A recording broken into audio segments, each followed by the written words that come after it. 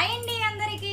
మనమైతే ఇప్పుడైతే దోశకి ఇడ్లీకి మనం పచ్చడి ఎలా రెడీ చేసుకోవాలి ఏంటి అని నేనైతే చెప్తానండి.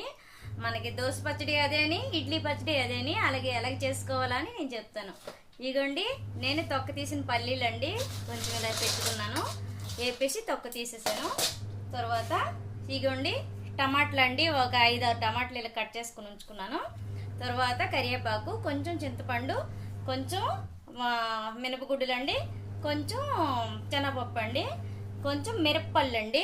మిరప్పళ్ళు వేసుకుంటే బాగా టేస్ట్ వస్తుంది. కొంచెం మిరప్పళ్ళు అండి, కొంచెం ఇంగువ, తర్వాత కొంచెం సాల్ట్, ఆయిల్, జీలకర్ర, ఇవన్నీ ఉండాలండి.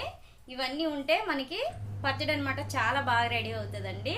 మనం ఇప్పుడు దోశతో కానీ ఇడ్లీతో కానీ తినొచ్చు. నేను తయారు చేసే విధానం అంతా నేనైతే లాంగ్ వీడియోలో చూపిస్తానండి.